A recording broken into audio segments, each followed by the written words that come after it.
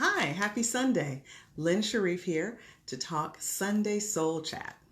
And my Sunday Soul Chat today is really a continuation of something that I talked about right after Thanksgiving. And it was originally count the cost of divorce. And so this is a continuation of that because since then, there were a couple things that happened. One is that my husband, Chef Sharif, and I had an opportunity to address a divorce support care group. And I wanted to share some takeaways in addition to something else that's on my heart. And that is that I heard from a friend who was just thrown in the towel on their marriage this week, moved back with the parents, done. And what was so interesting about that is that when I just in conversation learned that through the course of the marriage that they had never sought counseling. So one of the takeaways that I want to give you tonight, if you are a couple that is in crisis or if you are in the midst of a divorce, is to please get counseling. One of the questions that came up with the divorce support group is about men in counseling, because typically men don't like to agree to counseling. And hold on one second, my phone's about to die. Men don't want to agree to counseling. And I want to implore you to do that, not just for your marriage, but for you. I'm going to give you an example. So my husband and I have been together for over 20 years, and we still go to counseling and still are getting tremendous value from it. For instance, we actually had a pretty big disagreement very recently. And in the context of the disagreement, it doesn't matter. When we got in front of the counselor was able to pull out something one of us had really greatly exaggerated a particular slight. And it wasn't because of the scenario itself. It really had a lot more to do with some things in the past that hadn't been resolved. But in the midst of the back and forth between the two of us, we never would have come up with that. We never on our own would have come up with some of the ground floor reasons for a conflict. And that's why I always suggest, I implore you to get a neutral third party there, because you're going to find out some things that you may not and probably will not find out if it's just the two of you. And then if you are unhappy and it goes on and there's no resolution, the only way that you may see to handle it is just to say, I'm out. And that, because think about it, you agreed on that day that, this is a person I'm going to love for the rest of my life. And now it's like, I don't want to be with you anymore.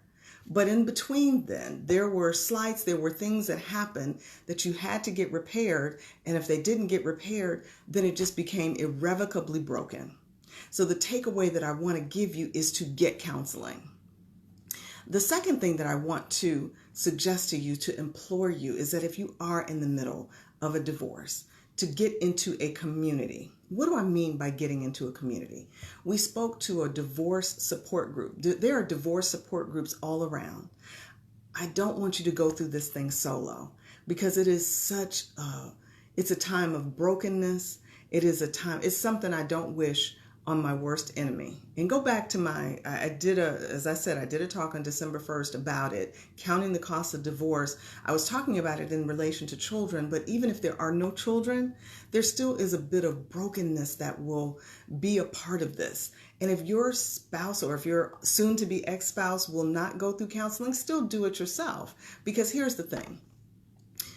If you happen to have married someone who has an addiction, or someone who is a narcissist, or someone who this marriage was just not going to survive, you may need to find out, why did you choose them? Why was there a day when you said, you're it, you're the person that I'm going to marry, only to find out some stuff later?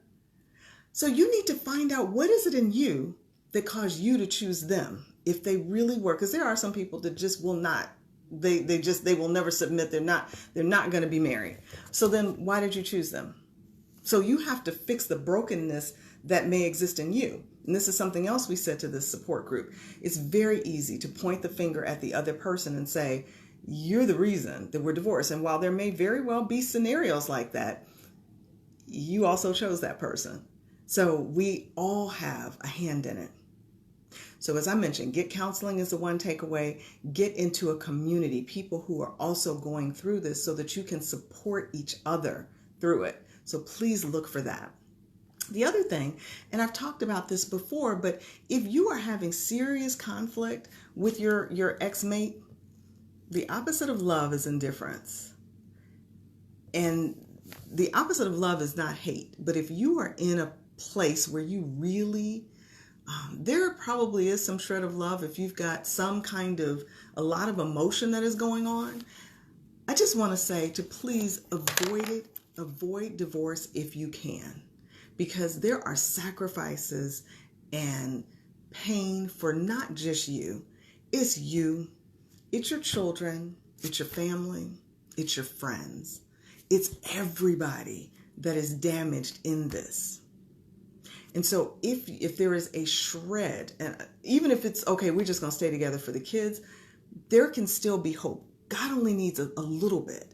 I don't care what reason you feel that you're doing it. God can take that and do something with it. So I'm just saying, don't throw in the towel. If you are in the midst or haven't even filed the papers, go back, go to counseling. And if that one counselor doesn't work, find another one. Just because it doesn't work with this one counselor doesn't mean it's a completely flawed process. Find another one.